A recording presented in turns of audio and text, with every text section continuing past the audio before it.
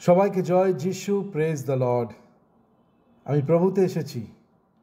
আমি যিশুকে ঈশ্বর বলি, আমি যিশুকে আমার ঈশ্বর বলি। জয় যিশু, প্রেজ দ্য লর্ড বলি। এবার প্রশ্ন, আমি প্রভুতে আসার পর আমার জীবন কি পরিবর্তন হয়েছে?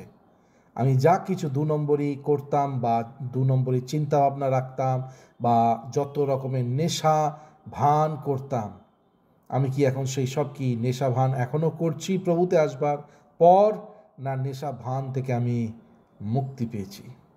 আমি যদি নেশা ভান এখনও যদি করি লুকিয়ে চুরিয়ে, ঈশ্বর এখনও আমার ঈশ্বর হয়নি, বা আমি তার সন্তান এখনও হইনি।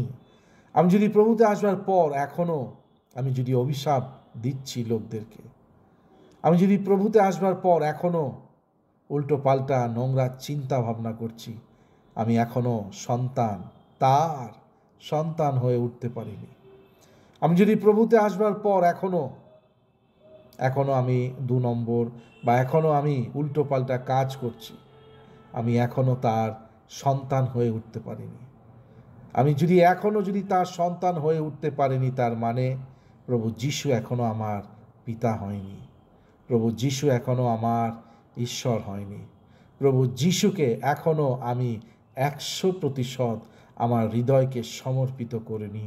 কোনো না কোনো জায়গায় রয়েছে যেখানে আমি বসে রয়েছি, সেই সিংহাসনে ঈশ্বরকে বসে থাকবার কথা, কিন্তু সেইটাকে সরিয়ে আমি সেই সিংহাসনে বসে রয়েছি। এখনও আমিত্বর ভাবটা রয়েছে আমার মধ্যে, যার ফলে নেশা, মদ, বিড়ি, যত ধরনের নেশা করছি এখনও চলে যাচ্ছে। বাস্তবিক যদি প্রভুতে আসি, সেই নেশা ভান আর করছি না। বাস্তবিক আমি যদি প্রভু যিশুকে আমার জীবন দিয়ে দেই, তাহলে এখনও আমি নোংরার মধ্যে আর যাচ্ছি না। কোনটা? নয় সত্যটা আমার মধ্যে নেই, না আমি সত্যের মধ্যে নেই, যে কোনো একটা। সকলকে জয় যিশু প্রার্থনা করি, প্রত্যেক জনকে তুমি সত্যটা জানাও, আশীর্বাদ করো, যিশুর নামে চাইলাম, আমেন। যারা যারা সাবস্ক্রাইব করেনি, অবশ্যই the truth of the word of God করবেন সাবস্ক্রাইব। যারা ফেসবুক পেজ যেটা রয়েছে the truth of the word of God, অবশ্যই ফলো দেবেন। সকলকে জয় যিশু, প্রেজ দ্য লর্ড।